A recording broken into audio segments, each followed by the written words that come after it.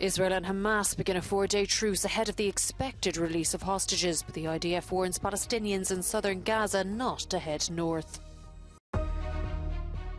Olympian Oscar Pistorius has been granted parole 10 years after shooting his girlfriend dead at his home in South Africa.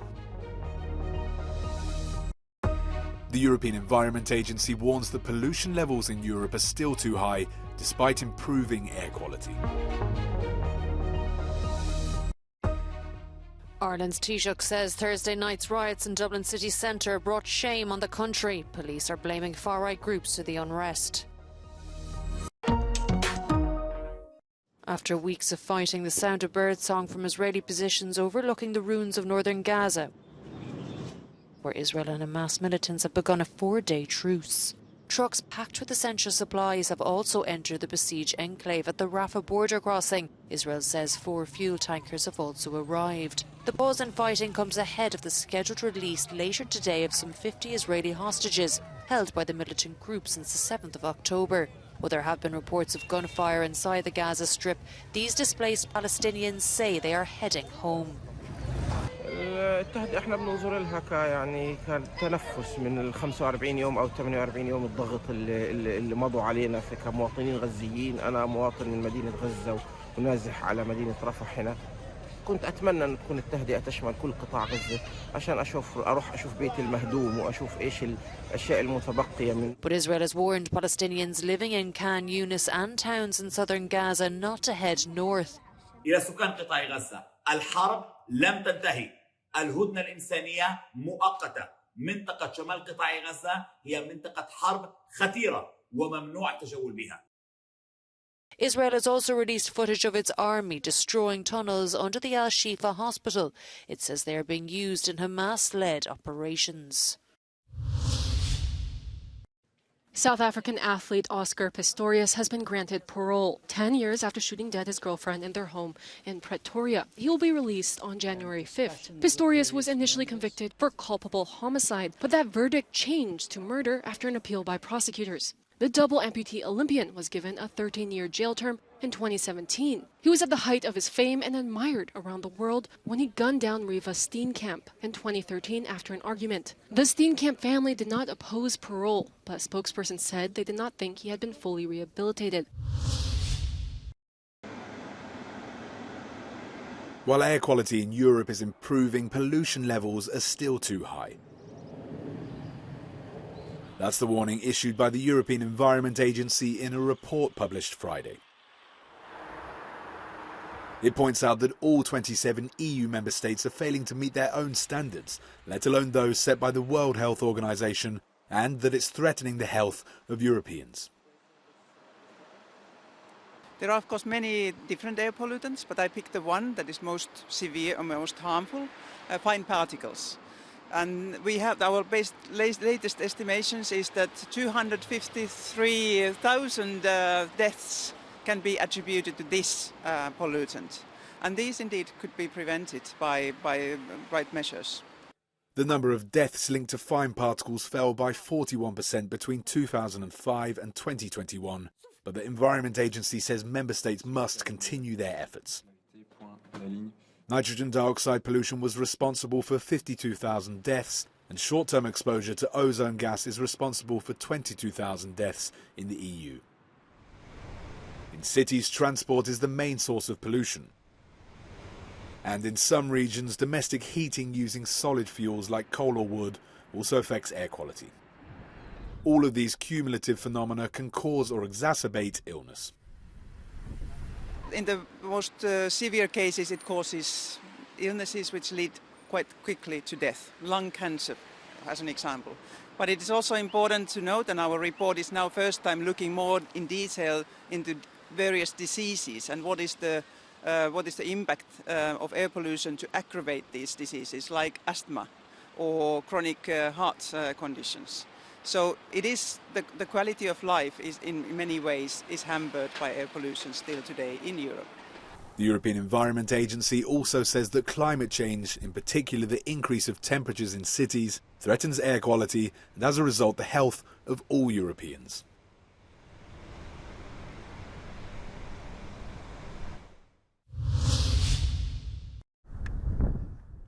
Parents and children have been packing into hospitals across China as the country continues to see clusters of unusual respiratory and influenza-like diseases. The UN Health Agency has confirmed a significant surge in flu-like cases, but local officials say they haven't seen any new or unusual infections. The World Health Organization spoke to Euronews and said there's no immediate cause for concern. I think the reason that they're seeing this and what they attribute it to is an increase, a lifting of the COVID restrictions about a year ago. And this is their first autumn-winter season. And what China is experiencing right now is, I think, what many countries experienced a year or two ago. So there isn't a report of undiagnosed disease in children, and it's not larger than what they saw previous to the pandemic in 2018, 2019. So this is what is to be expected, as we get into those colder months. Winter temperatures in the north of the country can plunge below freezing, which can lead to a higher incidence of respiratory infectious diseases. Every year, there are approximately 1 billion cases of seasonal influenza around the world, but most people recover from this illness.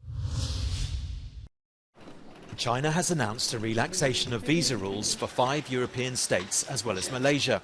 The announcement came as France's Foreign Minister, Catherine Colonna, met with China's Foreign Minister in Beijing to seek reassurances that China wouldn't help Russia directly or indirectly in its war against Ukraine.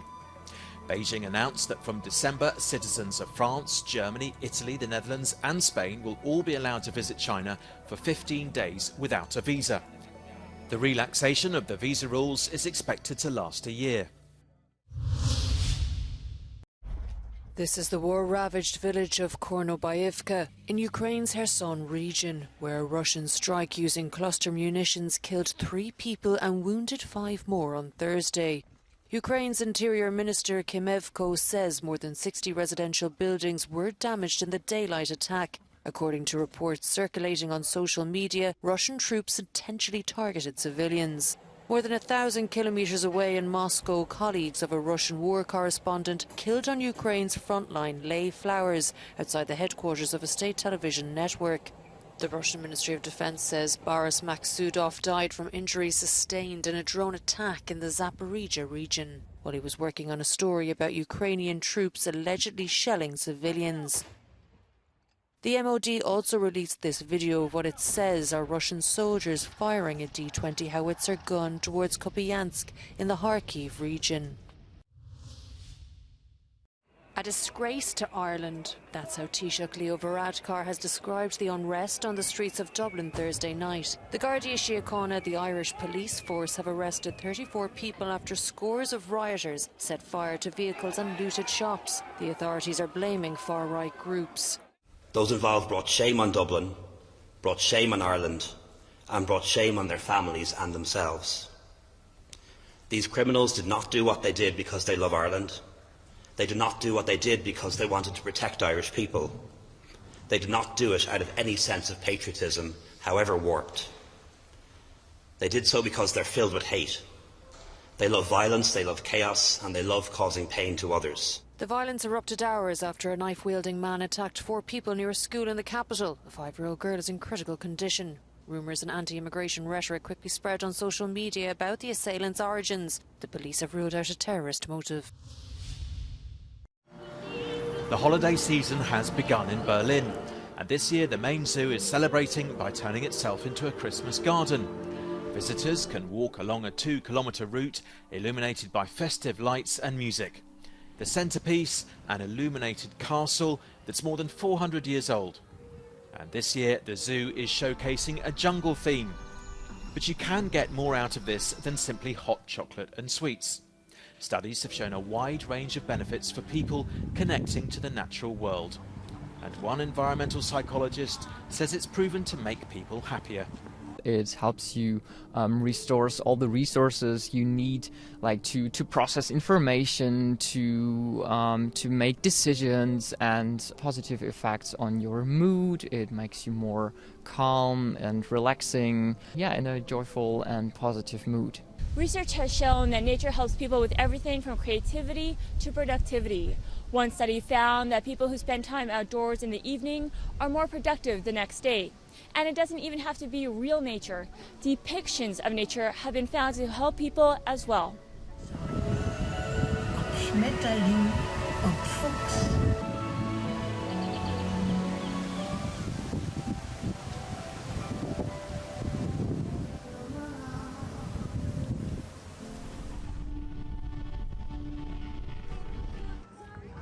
Try to think of the value that nature has for us and to establish kind of a human-nature connection. And we tend to forget that we are strongly dependent and interdependent and a part of nature. Such benefits can be particularly beneficial in the winter months when people tend to stay indoors for longer. And with climate change, some scientists say people getting out into the natural environments around them is more important than ever.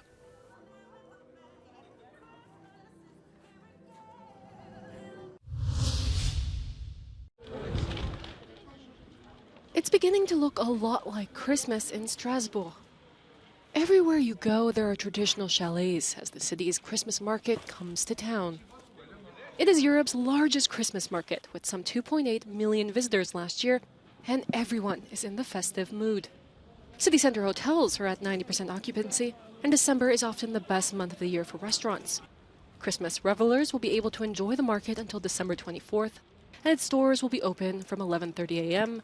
to 9 p.m., as even Santa's friends need their nights off.